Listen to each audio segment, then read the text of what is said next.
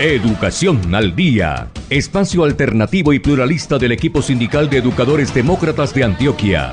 Dirección General, Omar Arango Jiménez. Escúchelo de lunes a viernes a partir de las 7:30 de la noche en Somos Comunicación, Lucha y Servicio.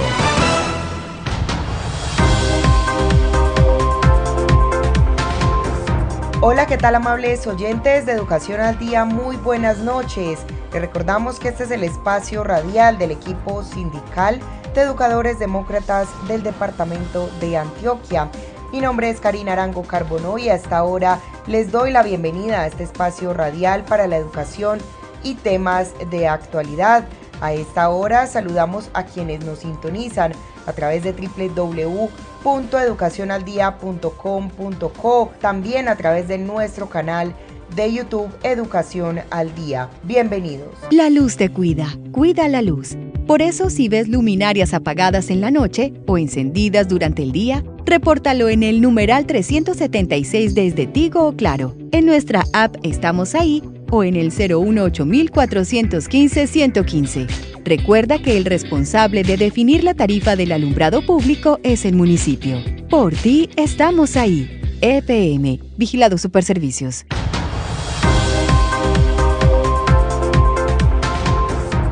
Oyentes amables, ¿qué tal? Este es su programa Educación al Día, que se emite por su emisora virtual www.educacionaldia.com.co todas las noches a las 7:30, con repetición a las 12 del mediodía siguiente. En esta oportunidad escucharemos las opiniones de los miembros del Comité Ejecutivo de FECODE y de los dirigentes de los sindicatos filiales y activistas en todo el país. Escuchemos lo relatado, lo comentado en el programa Encuentro, espacio institucional de la Federación Colombiana de Trabajadores de la Educación, FECODE. La falta de recursos y conectividad fue la gran barrera para que más de 150.000 niños, niñas y jóvenes de todo el territorio nacional continuaran con sus estudios en medio de la emergencia sanitaria, razón por la cual dentro de los retos que deberá enfrentar el gobierno de Petro será cerrar la brecha digital, así como reducir la deserción que aumentó durante la pandemia. Es calidad en la metodología de enseñanza. ¿Qué quiero decir con esto? Tenemos que formar a nuestros colombianos, ya sean niños, niñas, adolescentes, no solamente para ser buenos trabajadores, sino para ser buenos ciudadanos. Y esto implica el desarrollo de habilidades de pensamiento crítico, unas habilidades para trabajar en grupos, y algo muy importante es para poder diferenciar qué información es real de la cual no es. Por último, tenemos que como país trabajar en mejorar la empleabilidad de los y las colombianas que salen egresados, ya sea de educación tecnológica, educación superior o inclusive del mismo bachillerato. Por otra parte, siendo el Sistema General de Participaciones la fuente más importante de donde se financia la educación en el país, al proveer cerca del 58% de los recursos que se destinan del presupuesto general de la nación, el reto para este gobierno será materializar la reforma constitucional al Sistema General de Participaciones para incrementar real y progresivamente los recursos para el sector, los cuales ya no son suficientes. Cabe anotar que la mayoría de estos propósitos son cuentas pendientes por la mala gestión de Duque. La decisión que se tome tiene que implicar aumentar los cupos en la educación pública y fortalecer todo lo que es infraestructura, tecnologías y obviamente profesores y profesoras de calidad. Otro de los grandes retos es el acceso a la educación superior, pues de acuerdo a la Comisión Económica para América Latina y el Caribe, CEPAL, antes de la pandemia en Colombia se graduaban 475.000 alumnos de la educación media al año. Sin embargo, de ese porcentaje solo 188.000, el 40%, continuaban con su formación. Expertos en educación también proponen capacitar a los docentes y fortalecer la academia, implementando la inserción de tecnologías. Finalmente, y no menos importante, dialogar con FECODE, cumplir los acuerdos pendientes con el magisterio y plantear nuevos objetivos en pro del fortalecimiento de la educación pública. Con la participación de 2 representantes de FECODE, los educadores colombianos harán parte del comité de empalme de Gustavo Petro en el Ministerio de Educación Nacional.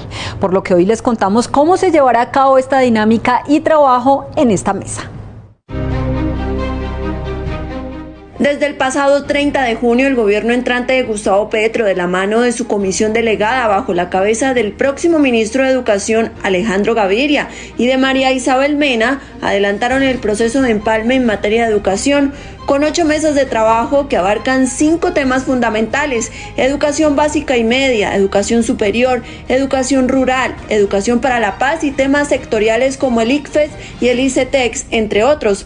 Allí sobresale la representación de FECODE con los ejecutivos Isabel Olaya Cuero y William Velandia Puerto. Pero es importante entender qué es el empalme, compañeros y compañeras. En el empalme, ¿qué es lo que hacemos? Recesionamos, recibimos la información de cómo van a dejar el Ministerio de Educación, el gobierno de Duque, cuáles son los procesos que llevan a cabo, cómo está distribuido los recursos en los entes territoriales. En ese diagnóstico que hace, reitero, compañeros, el empalme es para escuchar la información de cada uno de los procesos que el gobierno de Duque lleva en el Ministerio de Educación. Con un grupo de 20 personas, la Comisión de Empalme para Educación ha trabajado a lo largo de estas 2 últimas semanas, donde FECODE ha hecho presencia en la mesa de gestión del sector educativo, de financiación y acuerdos sindicales con William Velandia, y las mesas del sistema de información, acceso, permanencia, preescolar, básica y media, la situación poblacional, las comunidades indígenas, afro, ron, raizales y palenqueros con la ejecutiva Isabel Olaya. En los otros empalmes era el gobierno con su misma gente. Esto es diferente. Aquí se ve la diversidad territorial de las regiones, de etnia. Aquí está la diversidad de pensamientos. Y eso se lo aplaudimos a nuestro presidente. Nosotros como FECODE, donde hemos estado a través de todos estos años exigiendo condiciones dignas en las instituciones educativas, de mirar cómo podemos evitar esa deserción escolar, cómo puede el PAE ser un complemento alimentario digno y que esta contratación se haga de verdad para que pueda llegar a cada uno de los entes territoriales. Hemos estado allí, tenemos unas orientaciones, tenemos unas líneas rojas también, que es para que esté alerta este nuevo gobierno. Cabe destacar que es la primera vez que FECODE es invitada a participar en una comisión de empalme, en este caso por llamado del presidente electo Gustavo Petro y con la decisión del comité ejecutivo.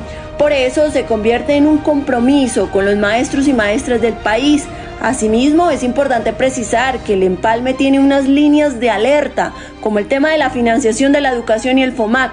Finalmente, la comisión se seguirá reuniendo en la semana del 11 al 15 de julio y el día 20 de este mes se presentará un informe preliminar al equipo coordinador designado por Gustavo Petro por si existe alguna observación para que el 28 de julio del presente año se entregue el informe final, el cual permitirá la planeación gubernamental para el sector educativo.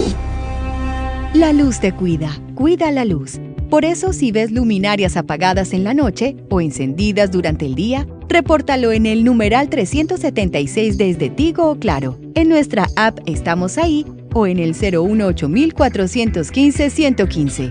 Recuerda que el responsable de definir la tarifa del alumbrado público es el municipio. Por ti, estamos ahí. EPM, Vigilado Superservicios.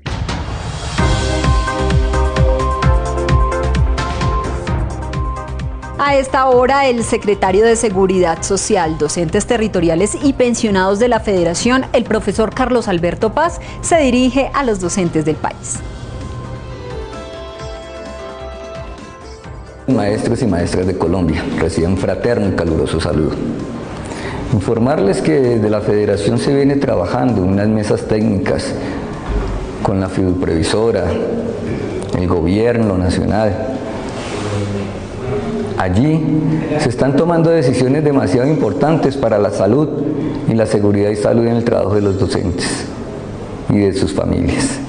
El gobierno quiere incumplir los acuerdos efectuados en el año 2021, donde está la integralidad de la salud y el sistema de seguridad y salud en el trabajo. Quieren decir que cada una sea por aparte, sabiendo nosotros que desde este acuerdo deben de cumplirse. ¿Para qué? Para mejorar las condiciones laborales de cada uno de los maestros y maestras del país en las instituciones educativas. Allí tenemos que seguir unidos y fuertes para que el gobierno cumpla con lo pactado. Además, seguimos insistiendo en la contratación, en el pliego para el nuevo sistema de salud de los maestros y maestras del país. Allí tienen que estar bien claros unas excepciones, tienen que estar claras las sanciones y tienen que estar claras las formas de atención que hoy todos los maestros, maestras y sus familias vienen siendo vulnerados en cada uno de los departamentos. Por tal motivo, desde la Federación seguiremos insistiendo, seguimos trabajando por el bienestar de todas y de todos, porque lo que nos importa es el gremio, las comunidades educativas, los niños y niñas de nuestro país. Compañeros y compañeras, tengan un feliz fin de semana. El documento que recoge las recomendaciones para la enseñanza de la historia en la educación básica y media y que fue elaborado por la Comisión Asesora de la Enseñanza de la Historia de Colombia apunta a una educación con base en la epistemología, la cultura escolar y la praxis vital.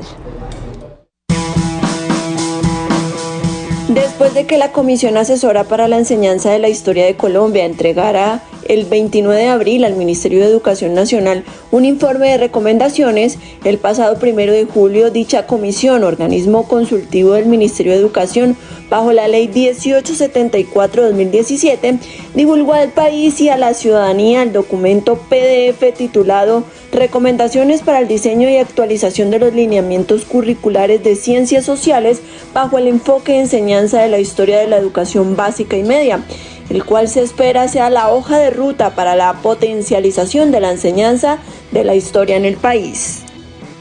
Pues se logró un gran alcance, es decir, estamos hablando de más de 27.000 encuestas, porque lo primero que tuvo claro la comisión es que era necesario saber qué era lo que los profesores, los maestros en los territorios, los niños en sus colegios pensaban de la enseñanza de la historia, qué era lo que estaban aprendiendo, qué era lo que esperaban que se cambiara, es decir, bajo su perspectiva estaban conformes con esos conocimientos que estaban recibiendo sobre la historia de Colombia o veían que habían limitaciones, vacíos, cómo quisieran que fuera esa enseñanza.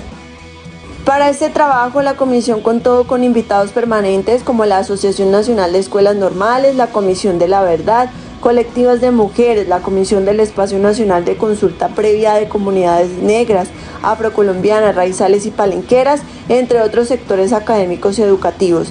En este sentido, este importante documento, que se sintetiza en 120 páginas, dividido en 6 capítulos, donde FECODE participa en representación de los docentes de básica y media, contiene recomendaciones sobre, primero, el propósito de la enseñanza de la historia; segundo, los enfoques en perspectiva histórica; tercero, las didácticas; cuarto, la evaluación; quinto, las condiciones de los maestros; y sexto, la formación docente. Nuestros enfoques en perspectiva histórica plantean que esos lineamientos tengan en cuenta que la historia y la memoria, la historia y los pueblos indígenas, la memoria y los pueblos negros, afrocolombianos, palenqueros y raizales, la historia y el pueblo rum, la historia y el enfoque de género y la historia de las mujeres. Aunque el Ministerio de Educación fue simple frente a la socialización de este invaluable documento al solo difundirlo mediante PDF por correo electrónico, La comisión hace énfasis que el Estado no solo debe asumir estos lineamientos en el papel, sino tener en cuenta que también se debe hacer una inversión en infraestructura y tecnología para que la educación y difusión de la enseñanza de la historia en el país tenga las herramientas y el efecto deseado en cada una de las instituciones educativas. La luz te cuida, cuida la luz. Por eso, si ves luminarias apagadas en la noche o encendidas durante el día, repórtalo en el numeral 376 desde Tigo o Claro. En nuestra app Estamos Ahí o en el 018-415-115. Recuerda que el responsable de definir la tarifa del alumbrado público es el municipio. Por ti, estamos ahí. EPM, Vigilado Superservicios.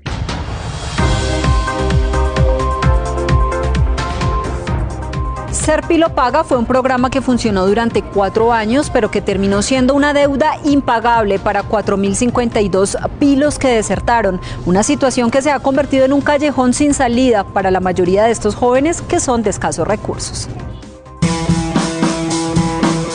Ser Pilo Paga fue uno de los programas propuestos por el gobierno de Juan Manuel Santos y su ministra de Educación Gina Parodi entre el 2014 y 2018, con el que se buscaba garantizar el acceso a la educación superior a los 10.000 mejores bachilleres del país. Sin embargo, la iniciativa se convirtió en el dolor de cabeza para más de un estudiante, porque terminó siendo un crédito condonable, es decir, que los estudiantes que no se graduaran tendrían que devolver al Estado el dinero que invirtió en ellos. Hubo más de 6.000 estudiantes que no han terminado el programa y de ellos un poco más de 4.000. A estos 4.000 el ICETEX, que es la entidad del Estado encargada de administrar el programa, tiene que empezar a cobrarles ese dinero por haber estudiado y no haberse graduado. Claramente la mayoría de estos muchachos son jóvenes de estratos bajos, de municipios y veredas muy alejadas del país que no cuentan con los recursos económicos para pagar eso, y esto ha generado un drama de estas familias que han tenido que empeñarse, y en algunos casos hay situaciones que ya se conocen y que se están analizando, incluso ha llevado a que algunos de estos muchachos se hayan suicidado.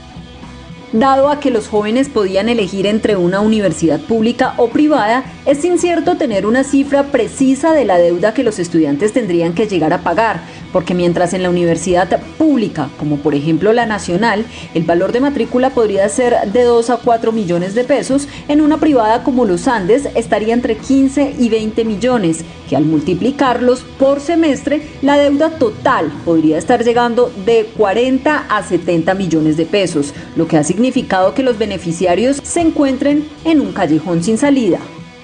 En el momento, la cuenta que me enviaron, porque ellos te envían como una cuenta que te dice como en 2 años tienes que empezar a pagar, debo 83 millones de pesos al ICETEX. Debo 12 alternos a un banco y debo 5 más o menos en mi trabajo. Muchos también abandonaron el programa, no tenían los medios para quedarse en las ciudades donde estaban, los papás tampoco podían cubrir los gastos, o sea, era cubrir alimentación, estadía y demás. Y pues las ayudas que daba el programa pues tampoco eran suficientes.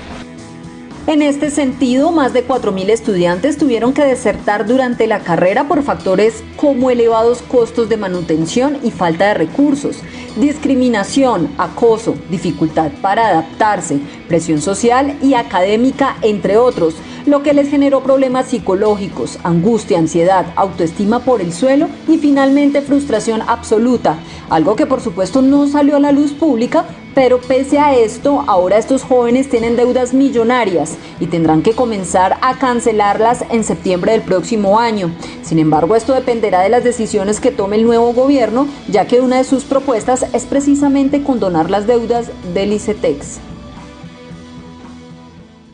Es momento para que el profesor Cristian Rey Camacho, primer vicepresidente de la Federación, se dirija al magisterio colombiano con temas de interés nacional. El magisterio colombiano ha dado un paso gigante hacia el cambio que requiere la sociedad colombiana. FECODE, como organización sindical más importante de nuestro país, debe estar a la altura de la misma coyuntura social y política que estamos viviendo. Es por esta razón que debemos estar preparados para organizar, para coayudar, para apoyar, pero nunca para coadministrar al gobierno colombiano. No podemos perder nuestra verdadera esencia.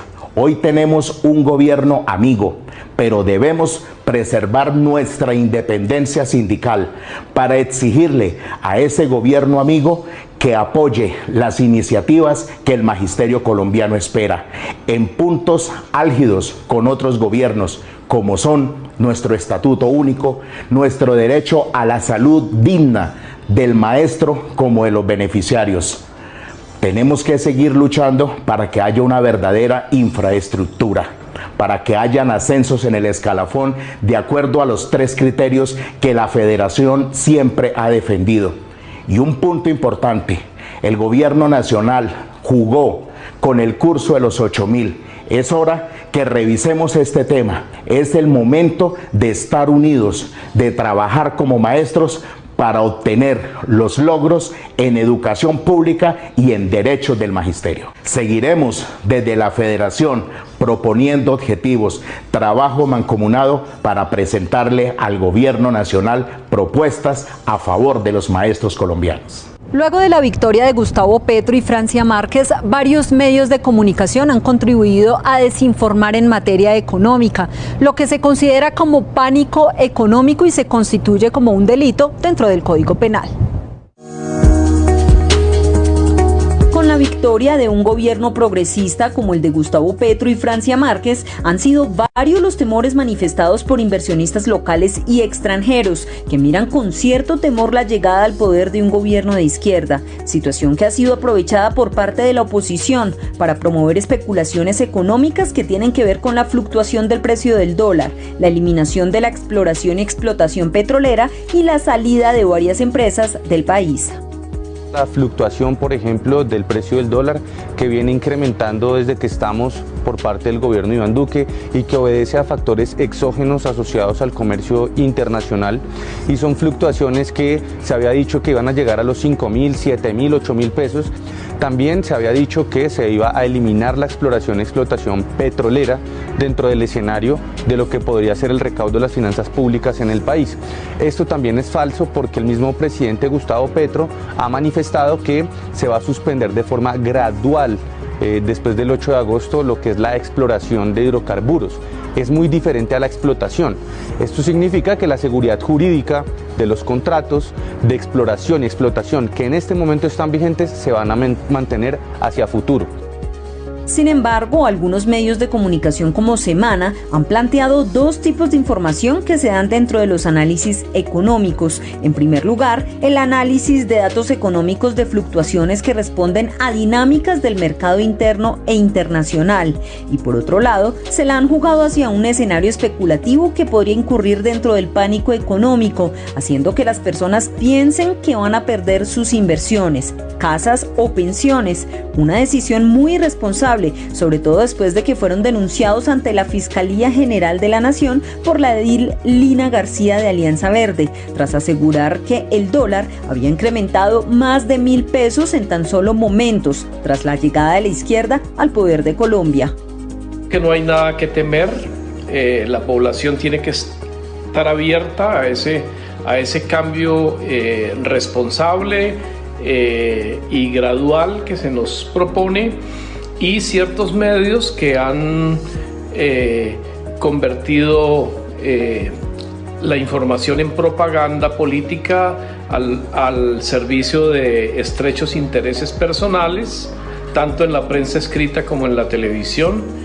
Tienen que abrirse a estas dinámicas y recuperar el deber ser de informar con objetividad y con respeto a la verdad. Aunque algunos medios no han dejado de difundir mensajes para asegurar, supuestamente, que la llegada de Petro está incidiendo en la bolsa de valores, la devaluación del peso colombiano, entre otros, es de destacar que el deber ser de los medios de comunicación es informar con la verdad y objetividad, porque de lo contrario pueden incurrir en el delito del pánico económico, que según el artículo 302 del Código Penal conlleva una pena en prisión de 42 a 144 meses y una multa de 66.66 a 750 salarios mínimos legales mensuales.